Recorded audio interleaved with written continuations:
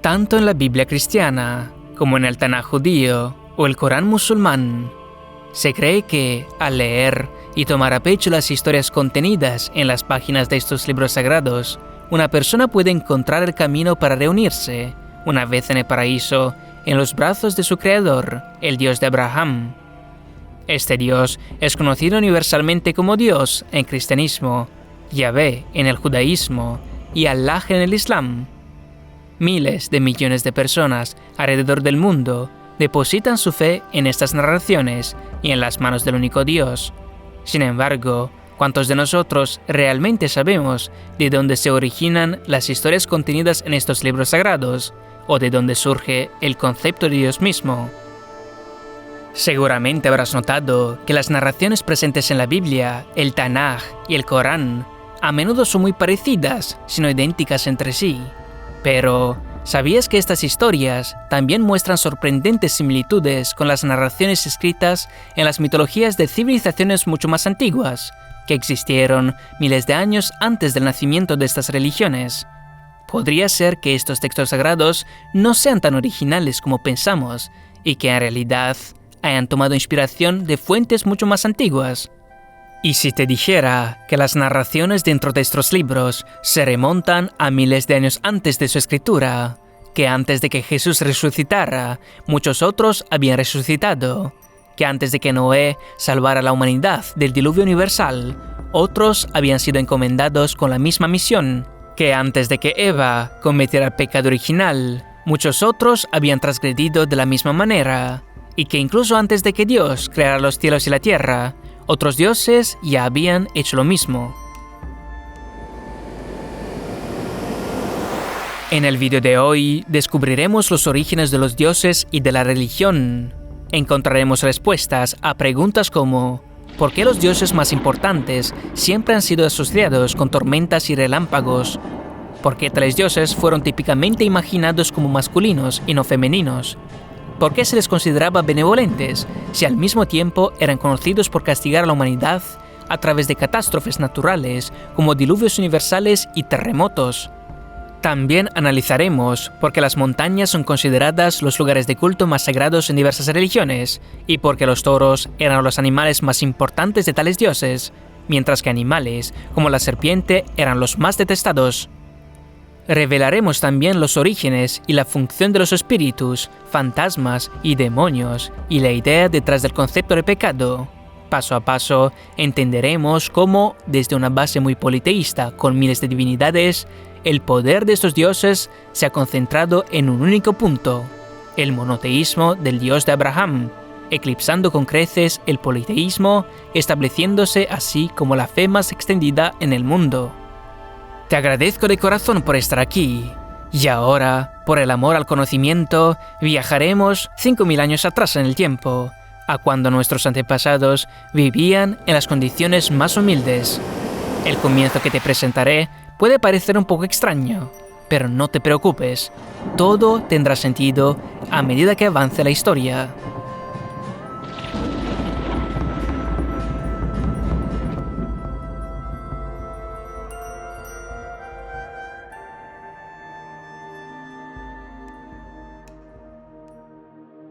Nuestra historia comienza aquí, en la tierra de Sumer, nuestra primera civilización urbana, en un tiempo en el que los seres humanos no creían en un solo Dios, sino en muchas deidades, una época en la que el politeísmo era la norma. Es el año 2900 a.C., y hace mucho tiempo que el dios sumerio Enlil creó nuestro mundo, separando el cielo An de la tierra Ki. Enlil es el dios más importante del panteón sumerio, y es tan glorioso que incluso los otros dioses no tienen derecho a mirarlo a la cara, a menos que sea al costo de sus vidas. Enlil también es conocido como Gran Montaña, porque vive en las montañas, el lugar más cercano al cielo, en templos erigidos y dedicados a él por los humanos, y desde estas montañas observa, desde lo alto, su creación. El pueblo de Sumer sabe que está siendo observado desde las montañas y colinas, y sabe cuando Enlil deja las montañas para venir a visitarlos.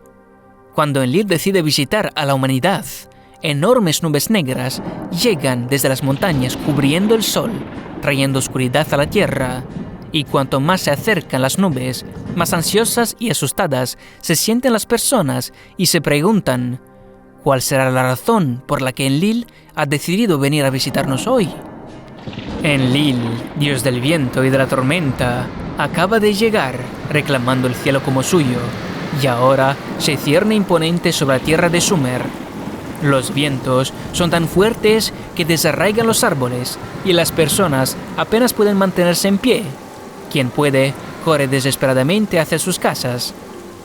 Su trueno ensordecedor hace temblar la tierra y llena de miedo los corazones de las personas. Su llegada trae juicio a aquellos que han pecado más, golpeándolos con rayos.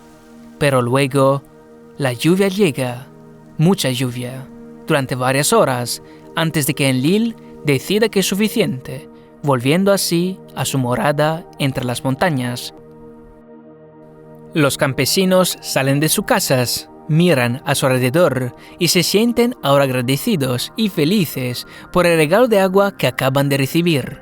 La lluvia es muy escasa en la tierra de Sumer, así que esto traerá nueva vida a las semillas que los campesinos han plantado con tanto amor y dedicación. Enlil es un dios benevolente que ama su creación y lo demuestra no solo derramando agua sobre los cultivos de los campesinos, sino también asistiendo activamente en la labor con los bueyes que tiran de los arados. El ganado es tan importante para la agricultura que el pueblo de Sumer dedica una constelación entera en el cielo nocturno a Enlil, la constelación de Bootes, también conocida como el conductor de bueyes o el boyero. Además, la constelación del Toro es considerada la primera constelación jamás dibujada por el hombre, probablemente lo que los sumerios llamaban el Gugalanna, el gran toro del cielo. Sin embargo, Enlil no siempre es tan benevolente como lo hemos visto hoy, y la gente de Sumer tenía buenas razones para temer su venida. Enlil es un dios muy impredecible, y cuando su ira supera su compasión, desciende de las montañas a bordo de sus nubes y cubre la tierra de Sumer. Luego vierte tanta agua en los ríos Tigris y Éufrates que sus orillas ya no pueden contenerla, declarando: «Los humanos son demasiado ruidosos. Los humanos son demasiados. No me dejan dormir. Estos pecadores deben ser barridos de la existencia para que nuevos humanos puedan reemplazarlos». Y así, el agua del Tigris y del Éufrates se desborda de las orillas y rompe las presas. Las fuertes inundaciones destruyen los pueblos, demuelen todos los edificios y aniquilan todo lo que vive dentro de sus muros. Hombres, mujeres, niños, ancianos. Nadie queda vivo. Nadie, excepto uno. El dios Enki, quien creó a la humanidad, mezclando arcilla, símbolo terrenal de nuestra mortalidad, con la sangre de un dios muerto, representante de nuestra imagen divina, conoce las intenciones de Enlil y, temiendo perder su creación más querida, una semana antes del diluvio universal que borrará a la humanidad de la existencia, Enki se infiltra en el sueño del hombre más sabio, Ziusudra, y le encomienda la tarea de construir un barco gigante de 7 pisos con 9 secciones por piso, lo suficientemente grande como para contener una pareja de cada especie de animales, semillas de plantas, su familia y los artesanos del pueblo. El diluvio universal llega, tal como Enki predijo, y aniquila todo lo que existe y vive. Ziusudra y su barco ahora representan la única esperanza que separa la continuación de la vida de la extinción. Después de 6 días y 6 noches de lluvia incesante, el 7º día las aguas comienzan a retroceder. Ziusudra abre la escotilla y ve a lo lejos la cumbre del monte Nishir, a una distancia de 12 leguas. El barco de Ziusudra se posa sobre el monte Nishir y mientras las aguas siguen disminuyendo, después de 7 días de espera, Ziusudra suelta una paloma para buscar tierra. Pero la paloma vuelve, no habiendo encontrado un lugar donde posarse. Luego suelta una golondrina, pero esta también vuelve. Finalmente suelta un cuervo, que no vuelve, señalando que las aguas se han retirado y que la vida es ahora de nuevo posible. Ziusudra salta inmediatamente fuera del barco y sacrifica una oveja para honrar a los dioses diciendo: «He ofrecido incienso frente al monte Ziggurat», describe Ziusudra, aludiendo a la montaña como un templo gigante. 7 ollas sagradas he puesto en su lugar, y he vertido cañas, cedros y mirtos bajo el fuego y en sus contenedores. Los dioses olieron el aroma. Los dioses olieron el dulce aroma. Los dioses se agolparon como moscas alrededor del sacrificador. Enlil baja del cielo y observa a Ziusudra. Inicialmente Enlil no está contento de ver a los humanos vivos, pero el aroma del sacrificio le alegra y la valentía de Ziusudra y su esposa es recompensada con la inmortalidad. El mundo se regocija, los animales y las plantas repueblan la tierra, y así la historia de la humanidad ve un nuevo comienzo.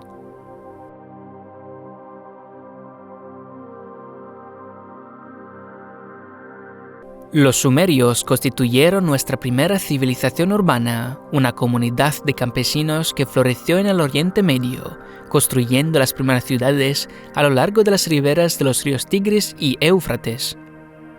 Esta civilización sentó las bases del conocimiento humano mediante numerosos descubrimientos e invenciones que cambiaron a la humanidad para siempre. Entre ellos se encuentran las matemáticas, utilizadas para calcular la cantidad de artículos en los inventarios, los volúmenes de las transacciones y las dimensiones de los campos. Los sumerios también crearon el primer sistema de escritura, el cuneiforme, para registrar los nombres de los compradores y vendedores, así como de las deudas contraídas en dichas transacciones. La literatura y las historias de los dioses, que anteriormente se transmitían oralmente de persona a persona, ahora fueron transcritas para perdurar en la historia. En estas historias, aunque Enlil era deidad principal del panteón sumerio, no era el único dios venerado. Cada ciudad-estado tenía su propia divinidad preferida, y a lo largo de los siglos, debido a conflictos y hambrunas, personas de diversas ciudades que adoraban a distintos dioses se desplazaron o fueron desplazadas difundiendo su cultura y sus deidades por todo el Oriente Medio. Con el paso del tiempo, la tierra de Sumer fue decayendo lentamente y su territorio fue absorbido de manera gradual por los acadios, un grupo de habla semítica que se estableció en la misma región. La cultura sumeria, sus descubrimientos e invenciones fueron asimilados y perpetuados por esta nueva civilización. Bajo el reinado de Sargón el Grande, el imperio acadio, heredero y protector de la cultura sumeria, experimentó una expansión notable de sus territorios. A través de numerosas expediciones militares, los logros y la cultura sumerio-acadios se difundieron en una extensa área de influencia que abarcaba el Golfo Pérsico, Anatolia y el Levante. El imperio acadio gozó de éxito durante un periodo considerable, pero finalmente, a causa de una invasión proveniente de Irán, se dividió en dos regiones a lo largo de los siglos, una región septentrional, conocida como Asiria, y una región meridional, conocida como Babilonia. A pesar de esta división política, ambas regiones siguieron empleando la escritura cuneiforme y el idioma acadio, manteniendo, no obstante, rasgos culturales similares. Mientras tanto, otras civilizaciones como los hititas, los surritas y los elamitas empezaron a surgir en las fronteras.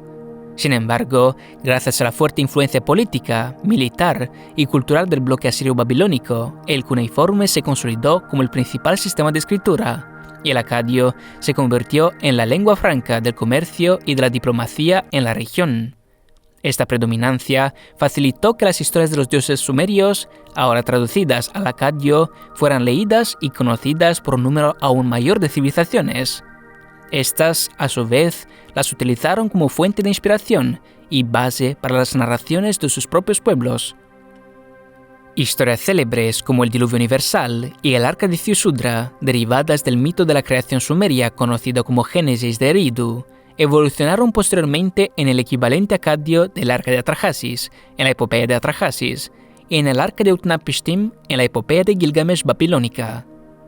Muchos de los dioses sumerios fueron adoptados y adaptados en la cultura y el idioma acadios. El dios sumerio Enlil, por ejemplo, fue renombrado como Elil, y aunque anteriormente había sido la deidad más importante del panteón sumerio, ahora se vio superado por una nueva deidad de la tormenta babilónica, Marduk, cuyo nombre significa becerro del sol. Los orígenes de Marduk, sin embargo, no son del todo claros. Cuando los babilonios fueron superados por el grupo semítico de los amorreos, procedentes del Levante, estos pueblos podrían haber incorporado a su dios principal, Amurru, al panteón acadio, traduciéndolo al acadio como Marduki, y fusionando así su cultura con la de los acadios. Según el mito babilónico de la creación, el Enuma Elish, Marduk habría creado el universo separando las aguas de las aguas. Formó el cielo y la tierra, matando y dividiendo el cuerpo de la diosa serpiente o dragón Tiamat en dos mitades, una superior y una inferior, imponiendo de esta manera el orden sobre el caos y ganándose el puesto en el trono como jefe de los dioses. Siglos después, los nombres Elil y Marduk eran considerados tan sagrados que los soberanos amorreos comenzaron a usar el título Bel, Belu, que significa señor, para referirse a ellos. Como consecuencia, las identidades de estos dos dioses a menudo se fusionaban, convirtiéndose en intercambiables. La palabra Belu, además, estaba directamente conectada con la palabra Bil, que representa al planeta Júpiter, un cuerpo celestial frecuentemente asociado con las divinidades de la tormenta en la mayoría de las mitologías. Ahora dirigimos nuestra atención al oeste de Mesopotamia, hacia lo que una vez se conoció como el Levante, o Tierra de Canaán, una región del Oriente Medio rica en civilizaciones de habla semítica, que abarca desde la actual Siria hasta el Sinaí, incluyendo los modernos estados del Líbano, Israel, Palestina y Jordania.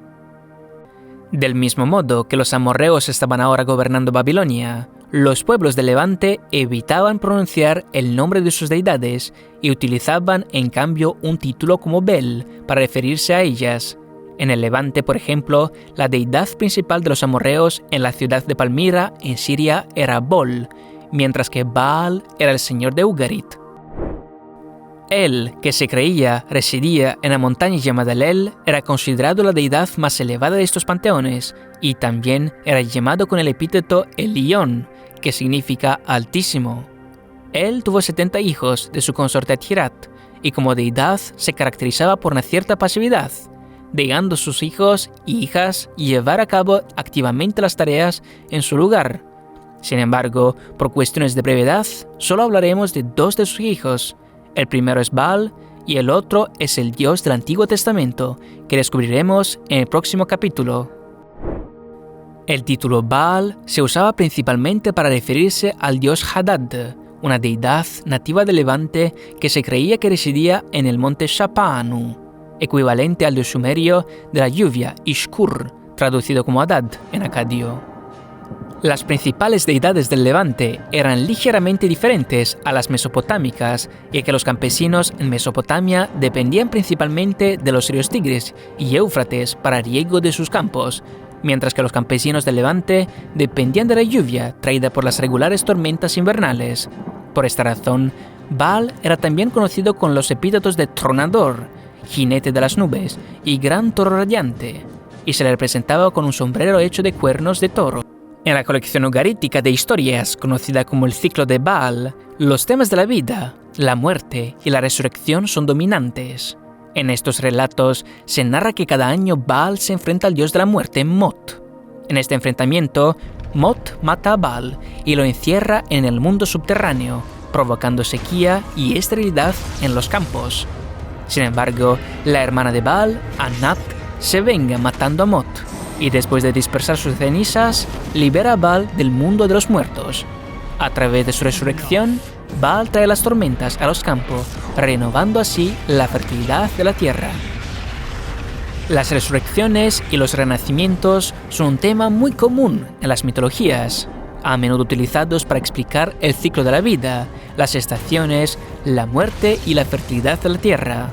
En la mitología sumeria, por ejemplo, se dice que cada año la diosa Inanna desciende al mundo subterráneo, solo para ser asesinada por su hermana, la reina de los infiernos. Sin embargo, luego es resucitada, simbolizando el regreso de la fertilidad a la tierra. De la misma manera, en la mitología egipcia, Osiris es asesinado cada año por Seth, Su cuerpo es desmembrado y dispersado por todo el país. Su hermana Isis recupera las piezas del cuerpo de Osiris y usa la magia para unirlas, permitiendo a Osiris resucitar.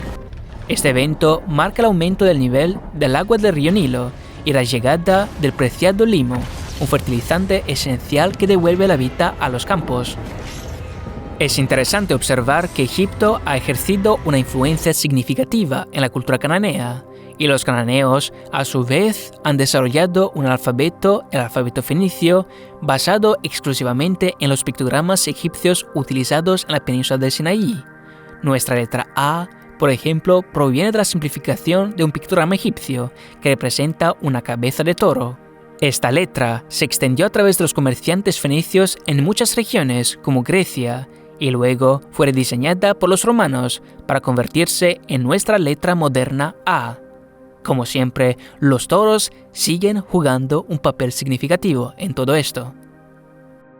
Volviendo a nuestra historia, Baal también tenía un adversario recurrente. En el ciclo de Baal, Baal es representado luchando contra Yam, el dios del mar, probablemente una enorme serpiente marina, similar al Leviatán. Baal también lucha contra Tannin, el temible serpiente retorcida, Lotan, la serpiente fugitiva, y la poderosa serpiente de 7 cabezas. Estos cuentos tienen una sorprendente similitud con el mito sumerio de los Angin, capítulo de los héroes asesinados, en el que Ninurta lucha contra criaturas mágicas, entre ellas un carnero de 7 cabezas, una serpiente de 7 cabezas, una sirena y varias otras criaturas. ¿Qué está pasando? Año 1200 a.C. Una serie de terremotos devastadores acaban de golpear nuestras civilizaciones, provocando el colapso de edificios y la muerte de miles de personas. El clima oscila entre extremos, ahora demasiado caliente, ahora demasiado frío, y la falta de lluvia provoca periodos generalizados de sequía y hambrunas. Las personas están abandonando las ciudades debido a la falta de alimentos, regresando a estilos de vida nómadas o formando grupos de milicias para lanzar ataques a los pueblos y saquear sus recursos.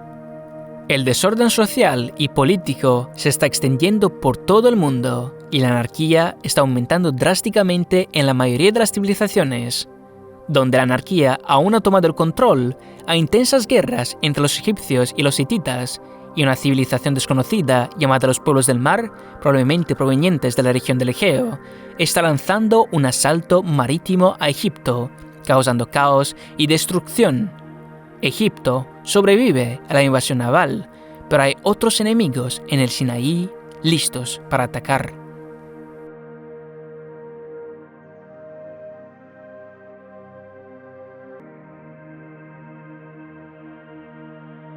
Egipto se mantuvo como un país excepcionalmente poderoso, incluso durante el colapso de la Edad de Bronce, y su dominio se extendía hasta incluir la mayoría de las tierras de Canaán y partes de Anatolia, una región que Egipto utilizaba con frecuencia como corredor para enfrentarse a los poderosos hititas. Sin embargo, un enemigo resultó ser más persistente que los demás, y no hablamos de una nación, sino de un grupo de pastores nómadas, los Shasu. Estos pastores vagaban por las regiones meridionales de Canaán y eran conocidos por sus tácticas de guerrilla, saqueando y robando de los asentamientos egipcios cada vez que tenían la oportunidad. Las antiguas inscripciones en los templos egipcios sugieren que estas tribus nómadas podrían haberse originado en el monte Seir, potencialmente cerca de lo que ahora es Petra, en Jordania, anteriormente conocida como la tierra de Edom. Los egipcios no podrían haber imaginado, sin embargo, que la deidad principal de los Shasu, Yahvé, se convertiría en el futuro en el dios del famoso Antiguo Testamento. Estas inscripciones llevan a los estudiosos a proponer que estos pastores podrían haber sido los primeros israelitas. Estas tribus eran particularmente fuertes y a menudo bloqueaban el acceso de los egipcios a la tierra de Canaán durante largos periodos de tiempo. Ramsés II y su hijo Merneptah organizaban regularmente expediciones punitivas para restablecer el orden en el Sinaí, derrotando a los Shasu y registrando la victoria en la estela de Merneptah. En esta estela, el nombre Israel se menciona por primera vez en una fuente no bíblica. Sin embargo, es importante destacar que estas teorías, aunque respaldadas por numerosos académicos, no son universalmente aceptadas y continúan siendo objeto de debates académicos.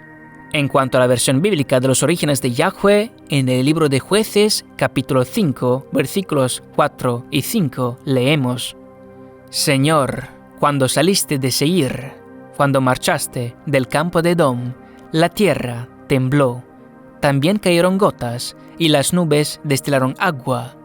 Los montes se estremecieron ante la presencia del Señor, aquel Sinaí, ante la presencia del Señor, Dios de Israel.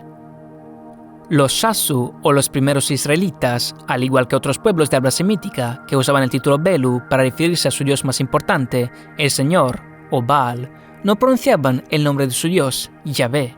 En su lugar, preferían usar el título Adonai, que significa mi Señor. Es por esta razón que en las traducciones bíblicas encontramos la palabra Señor, y son las pocas Biblias utilizan Adonai, Yahvé, o muy raramente Jehová. Como mencioné anteriormente, Yahvé es uno de los 70 hijos de El Elión y hermano de Baal-Hadad, y él también es un dios de la tormenta. Tal como se ilustra en Jueces 5, Yahvé está representado por nubes densas que vierten agua, y muchos otros versículos pueden confirmar sus cualidades de dios de la tormenta, tales como Nahum capítulo 1, versículo 3. El Señor es lento para la ira y grande en poder, y ciertamente el Señor no dejará impune al culpable. En el torbellino y la tempestad está su camino, y las nubes son el polvo de sus pies. Salmo capítulo 18, versículo 13. El Señor también tronó en los cielos, y el Altísimo dio su voz, granizo y carbones encendidos. Jeremías capítulo 10, versículo 13. Cuando Él emite su voz, hay estruendo de aguas en los cielos. Él hace subir las nubes desde los extremos de la tierra, hace los relámpagos para la lluvia y saca el viento de sus depósitos. Además, Yahvé, como los dioses de otras civilizaciones, participa en las guerras y se pone del lado de aquellos que lo adoran.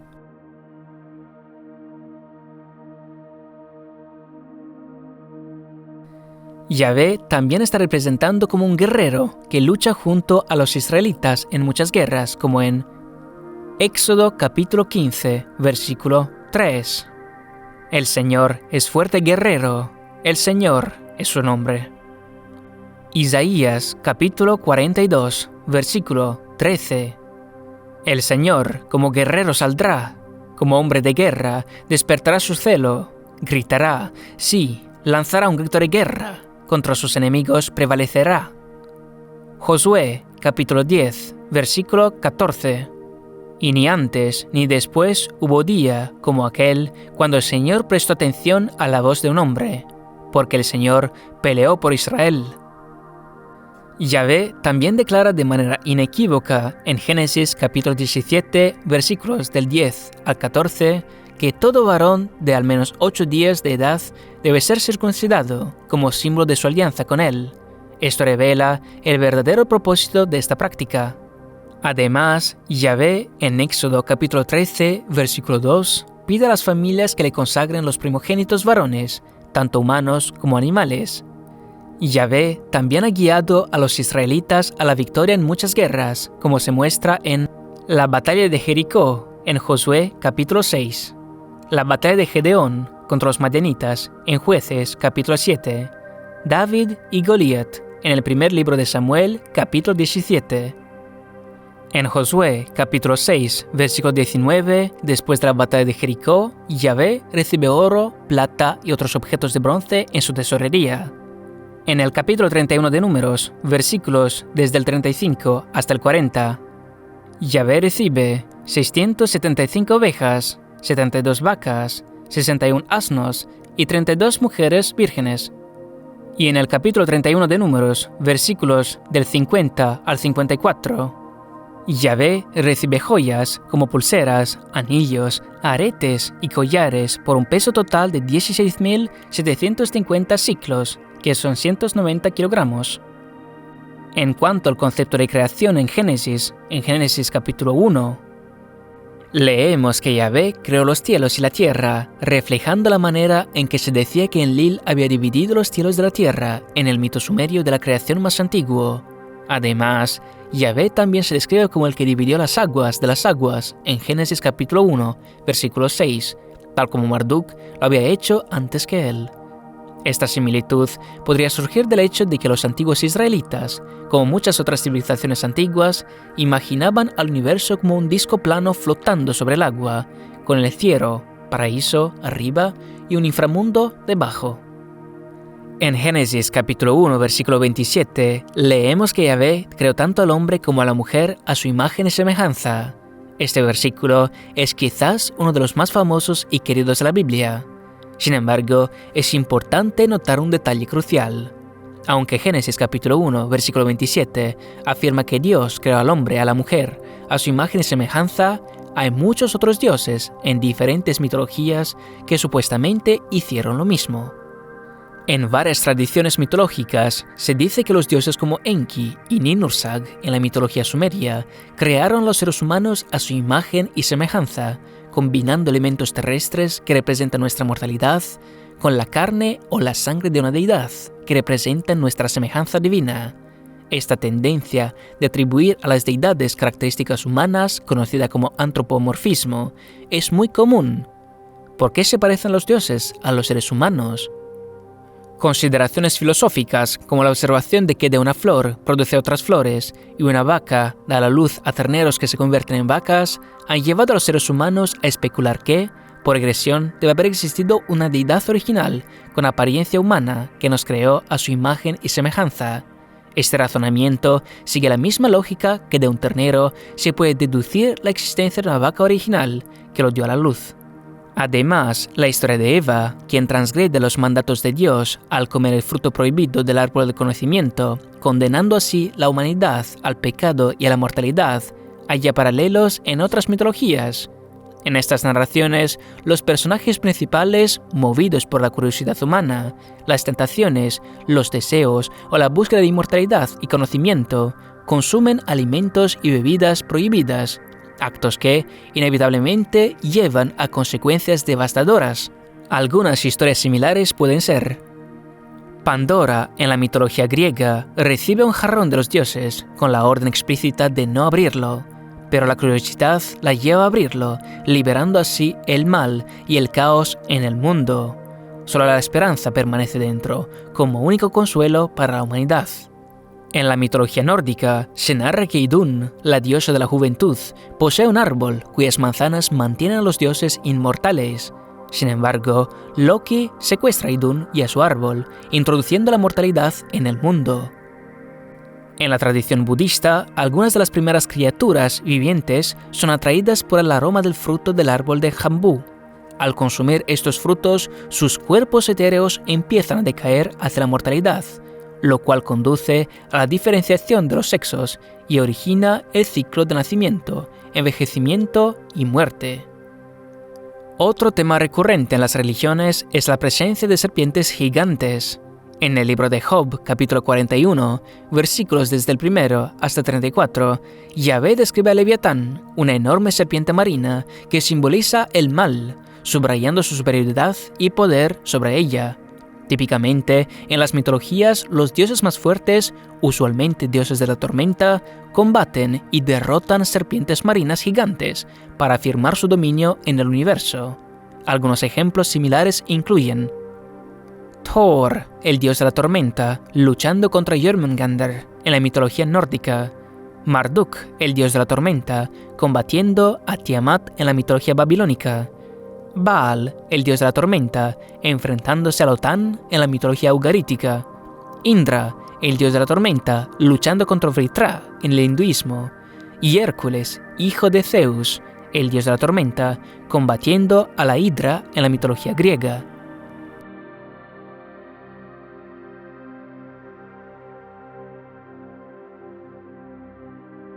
Los orígenes de Yahvé y su elevación al estatus de Dios supremo de Israel, donde suplantó a su padre El, la divinidad más alta de los cananeos, absorbiendo a él y sus otros 69 hijos para convertirse en el único Dios, son temas ampliamente debatidos entre los académicos.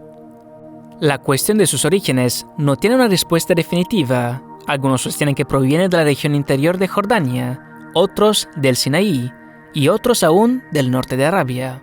Además, la hipótesis kenita sugiere que Yahvé podría haber llegado a Israel a través de las rutas comerciales de caravanas que venían de Egipto y se dirigían a Canaán. Al llegar a Israel, Yahvé era inicialmente solo uno de los 70 hijos de El Elyon. No obstante, dos eventos cruciales cambiaron la historia de los israelitas y favorecieron su ascenso al trono. El reino del norte de Israel fue destruido en el año 722 a.C. durante el sitio de Samaria por el rey asirio Sargón II.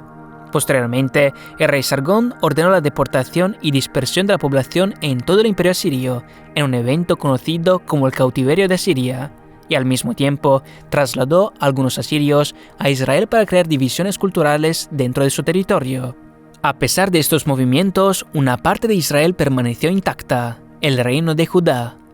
Con el debilitamiento de los asirios, los babilonios aprovecharon la oportunidad para tomar el control del imperio asirio, extendiendo su dominio también a la región sur de Israel, el reino de Judá.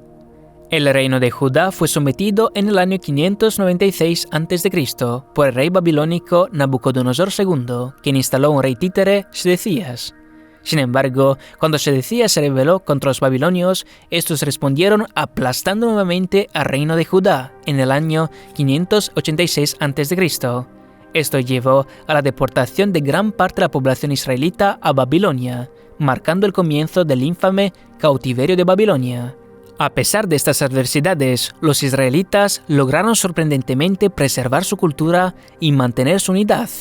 Algunos académicos especulan que fue precisamente durante este periodo que una parte significativa de la Biblia hebrea pudo haber sido escrita.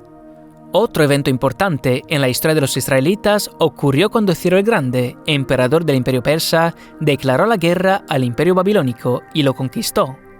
Ciro el Grande decidió liberar a los israelitas del cautiverio babilónico y permitirles regresar a Israel, que ahora se había convertido en la provincia del imperio persa, bajo el nombre de Yehud. Aquí puedes ver una moneda persa emitida en ese momento en Yehud, probablemente representando a Yahvé. Cuando los israelitas regresaron a su tierra de origen, su cultura y unidad, fortalecidas por décadas de resistencia colectiva, eran más fuertes que nunca. Fue durante este periodo que los israelitas eligieron a Yahvé por encima de El Elyon como su Dios supremo. Esta elección puede atribuirse a las características belicosas de Yahvé y a su naturaleza protectora, reflejando los desafíos que el pueblo israelita había enfrentado en los siglos anteriores. Además, es posible que los israelitas fueran influenciados por el zoroastrismo, la religión estatal del imperio persa, una de las religiones monoteístas más antiguas, que predica la existencia de un Dios creador, Ahura Mazda, encarnación de la luz y de la bondad, aunque a menudo se la considera dualista debido a la presencia de su enemigo, Angra Mainyu, encarnación de la oscuridad y del mal. Además, a su regreso, los israelitas consideraban el nombre de Yahvé tan sagrado que su pronunciación era vista como un tabú, y optaban por utilizar el título más común Adonai, que significa mi Señor. El nombre de Yahvé ahora se consideraba tan sagrado que solo podía ser pronunciado una vez al año por el sumo sacerdote durante el día de la expiación, Yom Kippur. En este proceso, Yahvé absorbió a su padre, el Elyon, y a sus otros 69 hermanos, asumiendo el título de Elyon, que significa Altísimo, como Dios Supremo. Según las antiguas tradiciones, Yahvé también adquirió a la esposa de su padre, Adhirat, bajo el nombre de Asherah. Sin embargo, como esto contradecía la autosuficiencia de Yahvé como Dios, Asherah fue posteriormente eliminada. Durante esta asimilación, Yahvé adquirió muchos otros nombres misteriosos, cuyo significado y traducción permanecen inciertos. El Shaddai, que tradicionalmente se traduce como Dios Todopoderoso, tiene un significado original que de alguna manera permanece oscuro. Si Shaddai se deriva de Shadu, la palabra acadia para montaña, algunos académicos sugieren que podría significar Dios de la montaña. Alternativamente, podría ser el topónimo de una localidad montañosa, conocida como Shaddai. Es curioso notar que uno de los epítetos de Amurru, el dios de los amorreos, y luego de los babilonios, Marduk, era precisamente Shadu-a, que significa habitante de la montaña. Esto podría ser quizás una referencia al Sinaí, donde Yahvé entregó las tablillas de arcilla a Moisés. Otras hipótesis sostienen que Shaddai podría derivar de la palabra Shaddeh, que significa tierra baldía, convirtiéndose así en Dios de la naturaleza salvaje. También podría derivar de la palabra Shaddad, que significa saquear, desolar o abrumar, similar a la palabra árabe Shadid, traduciendo el significado de Shaddai como Dios destructor. Algunos académicos proponen que la partícula relativa Shah podría indicar suficiencia, implicando el significado de Dios autosuficiente, mientras que otros sugieren que podría derivar de la palabra Shad, que significa seno, posiblemente refiriéndose al pasado de Yahvé como Dios del trueno y de la lluvia por la fertilidad que llevaba a los campos. Otro nombre enigmático de Yahvé es El Olam, que comúnmente se traduce como Dios eterno. Sin embargo, hay un debate en curso que sugiere que Olam podría no referirse a lo infinito. Esta interpretación sostiene que los israelitas no tenían un concepto específico para expresar la idea de eternidad. Más bien, quieren describir a un Dios cuyo origen y final son desconocidos. Quizás el término más complejo y que genera más dudas es Elohim, el plural de la palabra Eloah, que es una forma poética de indicar Dios. Tanto Eloah como Elohim, en su forma singular y plural, se traducen comúnmente como Dios en la Biblia, pero el significado de Elohim es cualquier cosa menos simple. De hecho, Elohim se usa a menudo para denotar una variedad de entidades inmortales, como las demás deidades cananeas, los dioses extranjeros y los ángeles, incluidos los serafines y querubines. También puede referirse a figuras mortales, como reyes y jueces. Las traducciones modernas interpretan frecuentemente Elohim como un plural de respeto para Dios. Sin embargo, otros sostienen que debe dejarse como Elohim en su forma plural, y las entidades específicas a las que se refiere deben determinarse a través del contexto del uso del verbo en plural. El versículo más controvertido de la Biblia en el que se usa Elohim es Salmos capítulo 82, versículo 1, donde leemos que Dios está en la reunión de los dioses, en medio de los dioses, juzga. Luego, debido a que las versiones en español de la Biblia arrojan resultados similares, aquí hay algunas traducciones literales de las Biblias en inglés más populares. Dios preside la gran asamblea, pronuncia juicio entre los dioses. Dios preside el tribunal del cielo, pronuncia juicio sobre los seres celestiales. Dios está de pie en la asamblea de Dios, en medio de los dioses pronuncia el juicio. Y también Dios se levanta en la asamblea de Él, en medio de los dioses pronuncia el juicio. Esto plantea naturalmente varias preguntas. ¿En qué tipo de asamblea participa Yahvé? ¿Por qué algunas traducciones sugieren que es parte de su propia asamblea? ¿Podría ser esta referencia una alusión al concepto de la Trinidad? ¿Y quiénes son exactamente estos otros dioses o seres celestiales mencionados al final de los versículos?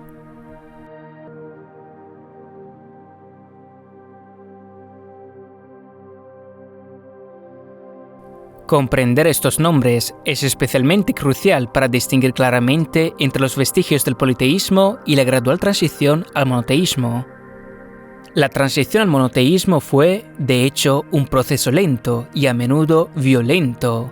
La aceptación de Yahvé como el único Dios no fue universalmente reconocida entre los israelitas, y existió un conflicto considerable entre quienes favorecían a Yahvé, quienes preferían al Altísimo Elión y quienes preferían a Baal.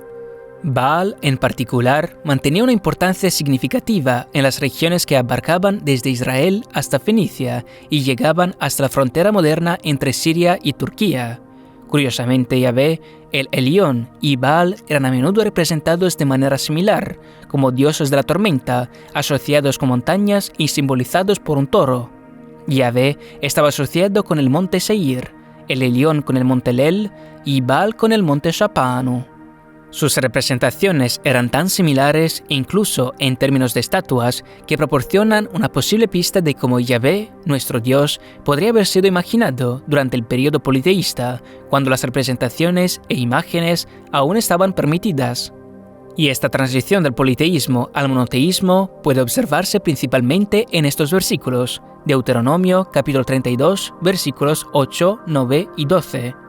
Cuando el Altísimo dio a las naciones su herencia, donde por Altísimo nos referimos a Elión, la deidad cananea más importante con 70 hijos, cuando separó los hijos del hombre, fijó los límites de los pueblos según el número de los hijos de Israel, el número de hijos de Elión, pues la porción del Señor es su pueblo, Jacob es la parte de su heredad. Jacob es el virrey, representante de la autoridad de Yahvé en la tierra. Y en el versículo 12 leemos: El Señor solo lo guió, y con él no hubo Dios extranjero. Ningún hermano de Yahvé o virrey ayudó a Yahvé y a Jacob en este asunto. La rivalidad fue tan intensa entre Yahvé y Baal que existen dos relatos muy notables en la Biblia que quisiera compartir contigo. La primera historia se encuentra en el primer libro de Reyes, capítulo 18, donde Elías desafía a los profetas de Baal para demostrar cuál es el verdadero Dios, Yahvé, el Dios de Israel, o Baal. El reto se lleva a cabo en el Monte Carmelo, y ambos equipos deben sacrificar un toro y colocarlo en el altar sin encender el fuego, llamando respectivamente a su propio Dios para que lo encienda. Si lo logran, demostrarán que su Dios es el único Dios verdadero. El equipo de Baal intenta evocar a Baal desde la mañana hasta el mediodía y continúa fracasando incluso hasta la noche, mientras que el equipo de Yahvé tiene éxito. Elías entonces ordena que se capture y ejecute a los profetas de Baal. Luego, tan pronto como esto ocurre, una tormenta aparece en el cielo, trayendo lluvia después de mucho tiempo, lo que alegra a todos. De hecho, antes de este evento, Yahvé, el celoso Dios, estaba castigando a los israelitas con la sequía por haber creído en falsos dioses como Baal. La segunda historia interesante involucra a los israelitas, quienes a menudo tenían conflictos y escaramuzas con los filisteos. Los filisteos, a menudo identificados con los pueblos del mar, fueron desplazados por el faraón hacia regiones al sur de Israel.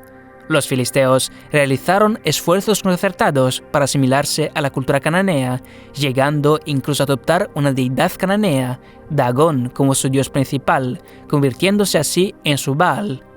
Sin embargo, los israelitas despreciaban tanto a los filisteos que respectivamente llamaban al dios de estos Beelzebub, una expresión que se traduce como el señor de las moscas. Este apodo implicaba que el dios de los filisteos era un pedazo de excremento, un insulto apenas velado que sugería que los filisteos eran como gusanos arrastrándose en este excremento. Con el paso del tiempo, debido a la animosidad hacia Baal, los seguidores de ciertas sectas cristianas comenzaron a equiparar a Baal con el diablo.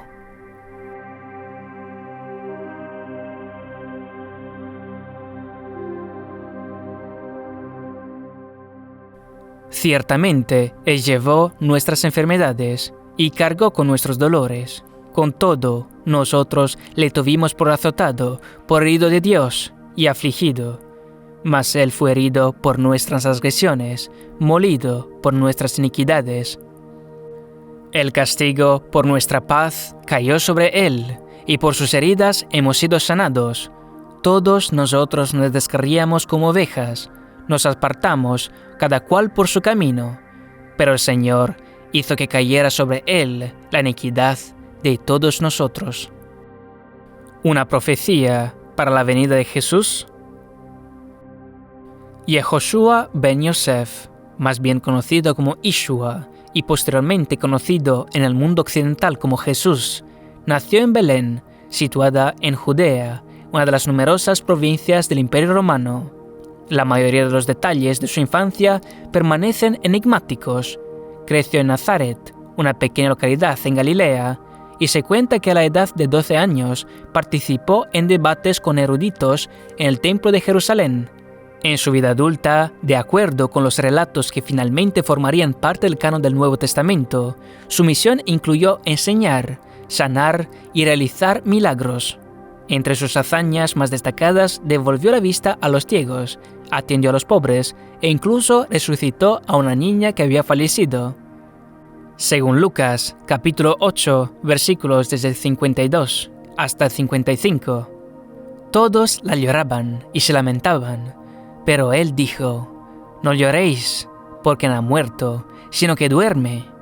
Y se burlaban de él, sabiendo que ella había muerto. Pero él, tomándola de la mano, clamó diciendo: «Niña, levántate». Entonces le volvió su espíritu, y se levantó al instante, y él mandó que le dieran de comer. Jesús logró reunir a una gran cantidad de seguidores y seleccionó a 12 apóstoles para colaborar en la propagación de sus enseñanzas. Se consideraba a sí mismo como el hijo de Adonai, o hijo del Señor, y empleaba el término Abba en arameo, que se traduce como papá para referirse a Dios. Para muchos judíos de la época, tales afirmaciones eran vistas como la máxima forma de blasfemia, lo cual llevó a fuertes denuncias de su comportamiento. Sin embargo, su influencia continuó expandiéndose rápidamente, y a las multitudes que se congregaban les pronunciaba sus enseñanzas y parábolas. Porque de tal manera amó Dios al mundo, que dio a su Hijo unigénito, para que todo aquel que cree en Él no se pierda, mas tenga vida eterna. Yo soy el camino y la verdad y la vida. Nadie viene al Padre sino por mí. Amarás al Señor tu Dios con todo tu corazón, y con toda tu alma, y con toda tu mente. Este es el gran y el primer mandamiento, y el segundo es semejante a este: amarás a tu próximo como a ti mismo. El que de vosotros esté sin pecado, sea el primero en tirarle una piedra. Venid a mí, todos los que estáis cansados y cargados, y yo os haré descansar. Yo estoy con vosotros todos los días, hasta el fin del mundo. El ministerio de Jesús no fue recibido con agrado por todos. Su autodenominación como el Mesías, una figura que algunos creían había sido profetizada en el Antiguo Testamento, causó gran controversia. La comunidad judía, en especial algunos líderes religiosos, demandaban su ejecución, mientras que las autoridades romanas, preocupadas por el creciente número de sus seguidores, temían un potencial movimiento de independencia en Judea. Bajo el gobierno de Poncio Pilato, Jesús, también conocido como Yeshua, fue arrestado en el jardín de Getsemaní, traicionado por Judas Iscariote, uno de sus discípulos. Después de un juicio, fue golpeado, azotado y luego obligado a cargar con su cruz hacia una colina donde sería crucificado. Sus manos y pies fueron clavados en la cruz y se escribió una nota sarcástica en el título de la cruz que decía INRI, Jesus Nazarenus Rex Judeorum, que se traduce como Jesús de Nazaret, Rey de los Judíos. Esta inscripción era una burla a su aspiración de establecer el reino de Dios. Además, se le colocó una corona de espinas en la cabeza, simbolizando irónicamente su coronación. Según los relatos bíblicos, Jesús fue ejecutado y resucitó al tercer día. A diferencia de otros temas de resurrección en civilizaciones antiguas que solían representar ciclos de vida y muerte o estaciones, aquí el tema servía a un propósito distinto: ofrecer la salvación de la humanidad de sus pecados. Los romanos, sin darse cuenta de la trascendencia de su acto, no podrían haber imaginado cómo este evento tendría un profundo impacto en los siglos venideros. El nacimiento del cristianismo marcó una significativa ramificación del judaísmo, desarrollándose con el tiempo como una entidad separada. Este movimiento afirmaba haber identificado al verdadero Mesías, una revelación que sostenía había sido ignorada por los judíos. El Antiguo Testamento, ya traducido al griego antiguo, se fusionó con el Nuevo Testamento, también redactado en griego. Dado que el griego antiguo se usaba ampliamente en todo el territorio desde Grecia hasta las partes más alejadas del Oriente Medio, gracias al legado del imperio de Alejandro Magno, las enseñanzas de Jesús encontraron rápida aceptación. Sin embargo, estas enseñanzas fueron interpretadas de manera diversa, dependiendo del contexto cultural y filosófico. Por ejemplo, en Grecia se enfatizaba la naturaleza divina de Cristo, percibiendo la salvación como una deificación o teosis. En Occidente, influenciado por las tradiciones legales romanas, se destacaba la naturaleza humana de Cristo y se entendía la salvación principalmente en términos de una expiación legal por el pecado.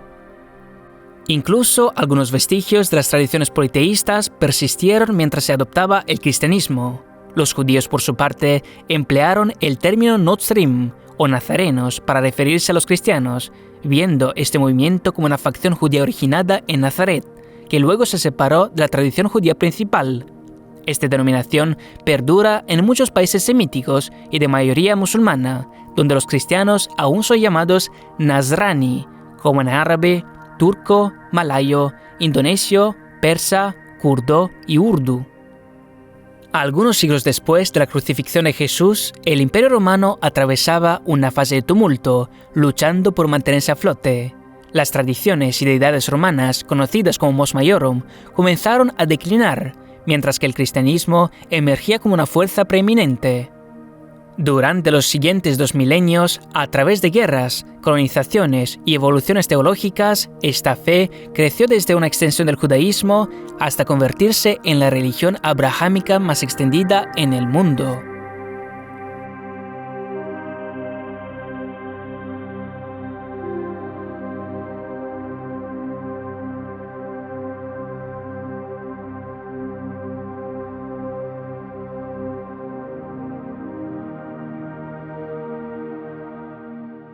Mahoma se encuentra en estado de meditación y oración en el monte Hira, que domina la ciudad de la Meca, donde nació como ciudadano y que ahora lidera como comandante, y reflexiona, desde Adán hasta Noé, desde Abraham hasta Moisés, desde Jesús, Alá me ha elegido a mí como su último profeta, y agrega, Alá me ha elegido para entregar su último mensaje a la humanidad. La Meca, antes de mí, estaba dominada por tribus politeístas que luchaban entre sí, gobernadas por sus numerosos dioses falsos. Pero Alá, el único y verdadero Dios, ha unido a todas las tribus de Arabia bajo su magnificencia. El mensaje de Alá debe llegar a toda la humanidad para que su justicia sea ampliamente comprendida, porque llegará un día en que cada uno será llamado a rendir cuentas de sus acciones en esta vida ante Él. El único camino correcto es el de Islam, que llama a la sumisión y al servicio de Alá. Mahoma, el fundador del Islam, nació en la Meca en una época donde prevalecía el politeísmo. Su padre murió antes de que tuviera oportunidad de conocerlo, y su madre falleció prematuramente cuando tenía solo 6 años. A raíz de estos trágicos acontecimientos, su abuelo se asumió la responsabilidad de cuidarlo. Sin embargo, también él murió apenas 2 años después, dejando a Mahoma al cuidado de su tío Abu Talib, quien lo trató con amor y amabilidad. Al crecer, Mahoma se ganó la reputación de ser un respetado comerciante, conocido por su integridad y honestidad. Se casó con Hadilla, una viuda, para quien había trabajado, y tras 2 décadas de meditación y revelaciones en el monte Hira, se sintió impulsado a difundir la palabra de Alá. Inicialmente, Mahoma predicaba estas revelaciones solo a su familia y amigos más cercanos. Sin embargo, con la difusión de sus enseñanzas, comenzó a crear un seguimiento cada vez mayor. La única fuente de dolor para él fue el rechazo de su tío, Abu Talib, a convertirse al Islam. Su deseo de promover el monoteísmo entró en fuerte conflicto con las creencias politeístas de la Meca, llevándolo a buscar refugio en la ciudad de Medina. Años después, tras haber acumulado numeroso seguimiento en Medina, Mahoma puso bajo asedio la ciudad de la Meca y triunfó. Quitó las estatuas de los dioses politeístas de la Kaaba y se estableció así como su gobernador. En el Islam, Alá es una continuación de Yahvé, bajo un nombre diferente, originado de la forma poética de Yahvé, Eloah, que en árabe se traduce como Al-Ilah. El término Ilah, que significa Dios, está directamente relacionado con el término semítico noroccidental El y con el término acadio Ilum. Además, los musulmanes respetan muchos de los mandamientos originales que Yahvé impuso a sus seguidores judíos, compartiendo similitudes significativas. Estos incluyen rituales como la circuncisión, la adhesión a estrictas leyes dietéticas como halal y kosher, y prácticas específicas de oración. Para los musulmanes, esto implica rezar 5 veces al día en dirección a la Meca, mientras que para los judíos significa rezar 3 veces al día hacia Jerusalén.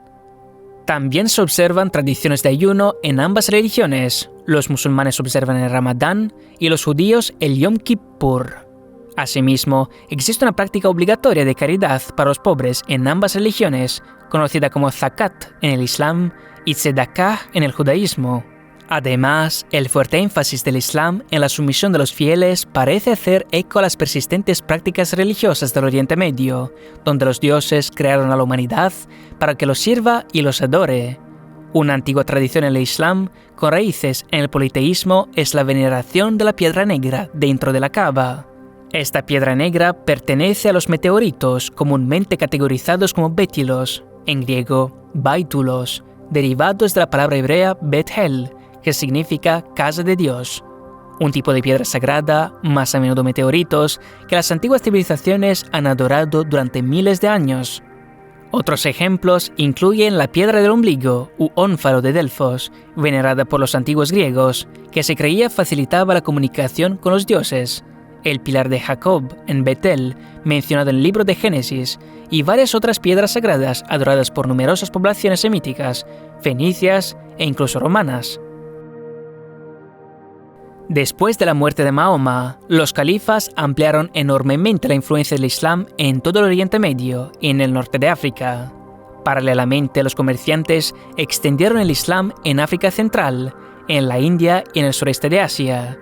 Debido a estos esfuerzos a gran escala, hoy en día el Islam es la segunda religión abrahámica más difundida en el mundo y representa la segunda evolución más grande del judaísmo, superada solo ligeramente por el cristianismo.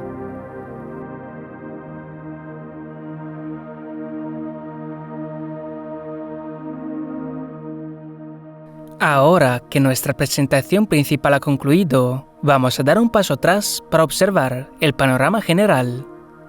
Con la aparición de la agricultura, nuestros antepasados se establecieron a lo largo de los ríos, dando vida a civilizaciones y sosteniéndose mediante el trabajo de la tierra, y los fenómenos naturales que influían en sus prácticas agrícolas se convirtieron en divinidades.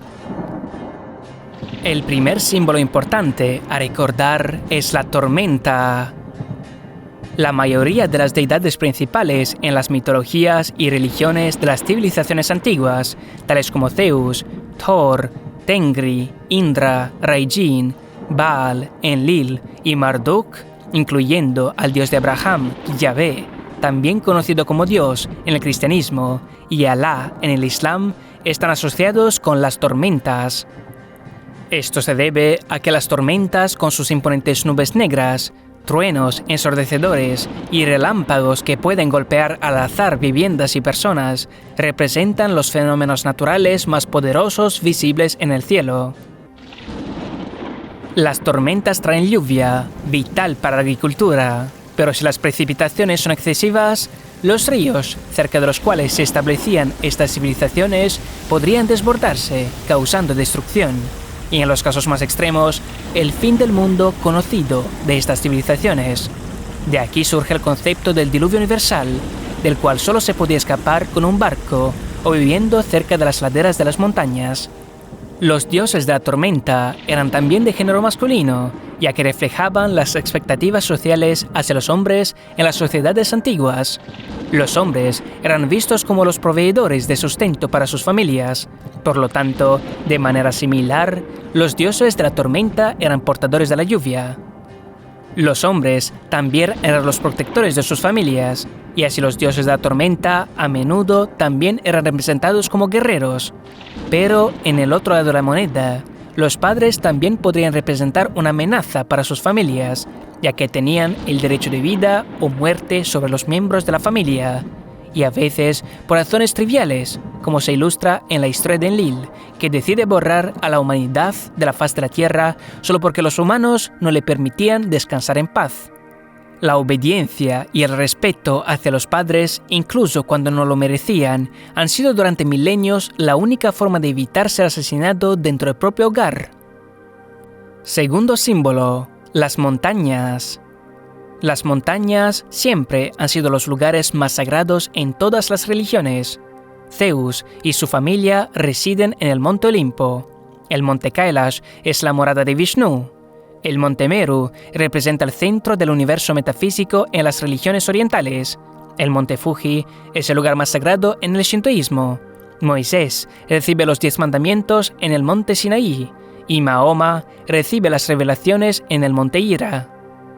Además, nuestro Dios, Yahvé, Dios, Alá, proviene del monte Seir, su padre El vive en el monte El, y su hermano Baal en el monte Shapanu. Esto se debe a que el cielo siempre ha sido visto como una puerta hacia el paraíso, y escalar una montaña era la forma más directa de acercarse al cielo, y por lo tanto al paraíso. Además, en ciertas culturas, como la indoeuropea, el cielo o la luz del día misma es considerada Dios, y dado que el cielo es una gran bóveda sobre tu cabeza, esta bóveda te observa y ve todo. De ahí deriva la idea de la omnisciencia de Dios. Tercer símbolo: toros y serpientes. Sin duda, el toro es el animal más significativo en la historia de la humanidad. Es famosamente el animal más sagrado en el hinduismo, y también es el animal sagrado de las deidades de la tormenta como Zeus, Enlil, Marduk, El, Baal y Yahvé. Al igual que los toros hacen temblar la tierra cuando corren, así las deidades de la tormenta hacen temblar las montañas con sus truenos. Los bueyes han trabajado codo con los seres humanos durante miles de años, tirando de nuestros arados, y las vacas han proporcionado leche y subproductos.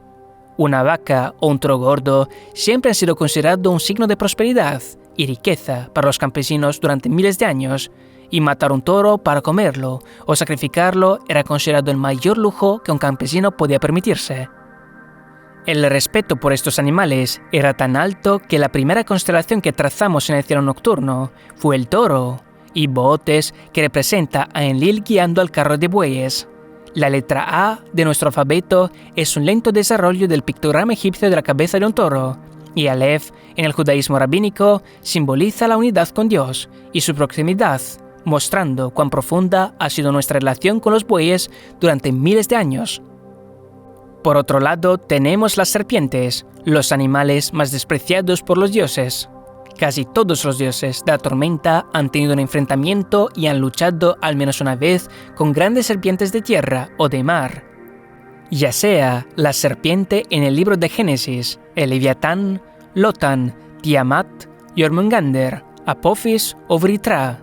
Las serpientes han sido despreciadas desde tiempos inmemoriales y asociadas al caos, la maldad y la cobardía. Esta percepción proviene del hecho de que las serpientes se mueven de manera silenciosa e imprevisiblemente, pueden seguirte en tierra, agua y en los árboles. Además, los más grandes tienen la capacidad de aplastarte con su fuerza formidable, mientras que los más pequeños infligen mordeduras mortales, inyectando veneno, causando la muerte en minutos después de la mordedura. Cuarto, del animismo al monoteísmo. Antes de que las civilizaciones surgieran, los seres humanos vivían en estrecha relación con la naturaleza, sintiéndose iguales a sus criaturas y albergando un profundo respeto por cada planta y animal, creyendo que cada uno tenía un espíritu digno de veneración. Sin embargo, con el surgimiento de las civilizaciones, los seres humanos se colocaron rápidamente en la cumbre de la cadena alimentaria. Empezaron a considerarse especiales y a despreciar la naturaleza y sus criaturas, tanto plantas como animales, olvidando sus raíces, y comenzaron a ver a estas criaturas como seres inferiores, cuyo sufrimiento podía ser explotado para su beneficio. La naturaleza se convirtió en propiedad. Los animales dejaron de ser vistos como amenazas, y mientras ascendíamos al trono como amos de la naturaleza, el mundo se convirtió en nuestro. Pero, ¿a quién pertenecía el derecho de poseerlo? ¿Quién estaba destinado a dominarlo todo? Luego, los humanos observaron que de una planta surgía otra planta similar, de un animal nacía otro animal parecido, y de un ser humano nacía otro ser humano. Por lo que también se podía hacer deducciones inversas. Si un becerro nace de una vaca original, entonces los seres humanos deben de venir de un creador original, que nos ha creado en su imagen y semejanza.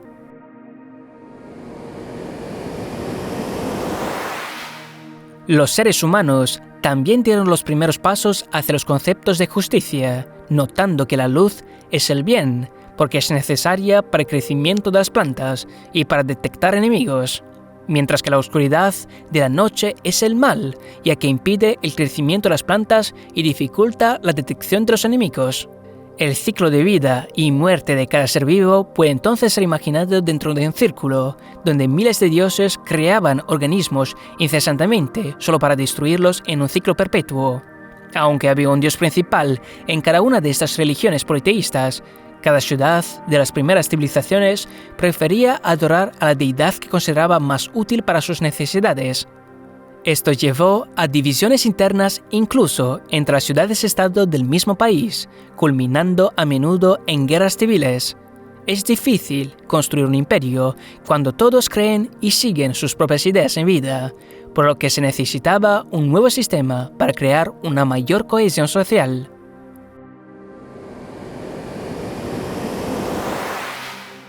El poder de los dioses finalmente se fusionó y unió en un solo punto, una singularidad omnipotente, omnisciente, de la que todo tiene origen y en la que toda la filosofía, el pensamiento humano, la curiosidad, las dudas y las inseguridades humanas son absorbidas. Luego, el poder infinito de esta singularidad cayó en manos de reyes divinamente coronados, quienes, para justificar su dominio ante sus súbditos, afirmaban ser elegidos por Dios y hablar y actuar de acuerdo con su voluntad, el símbolo más alto de justicia y bien. Sin embargo, los súbditos bajo estos reyes apenas se daban cuenta de lo que era su fe colectiva en tal deidad, lo que hacía especiales a estos reyes. Sin ella, estos reyes no habrían sido más que otros hombres. Así se redactaron las leyes y se firmaron implícitamente códigos morales, y quien no los respetaba era expulsado de la sociedad, silenciado, encarcelado o asesinado. Los restos del animismo y del espiritualismo, como las creencias en demonios y espantosos fantasmas, junto con el concepto de pecados castigados con la condenación eterna, servían efectivamente para mantener el silencio y la obediencia entre los ciudadanos, reduciendo la carga de las fuerzas del orden. Y cuando el pueblo, compuesto en su mayoría por campesinos muy pobres, se sentía maltratado y explotado por los reyes y su autoridad, y pedía un poco de dignidad, se les decía: no te preocupes, al final recibirás tu recompensa por tus sufrimientos. Cuanto más sufres, más grande será tu recompensa en el más allá. Así es como los poderosos mantenían ocupadas a las masas, mientras que saqueaban el mundo para su beneficio y propósito. Los antiguos romanos conocían muy bien esto, y la etimología de religión en sí es bastante autoexplicativa. Religión, de la palabra latina religare, que también está cerca del lex legis, ley, significa atar juntos. Lo que nos une espiritualmente nos ata como comunidad, llevando a una forma primordial de nacionalismo espiritual, donde la teología es la política y los teólogos son los políticos. Espero que este vídeo te haya aportado nuevos contenidos e ideas, que haya sido placentero y sobre todo útil. Es el producto de años de investigación, un mes entero de escritura por mi parte y un mes adicional de cuidadoso editing. Si has llegado tan lejos y has dedicado tanto de tu tiempo a ver nuestro vídeo, estamos realmente felices de decirte felicidades por llegar a la meta. Gracias por ver y que tengas un buen día.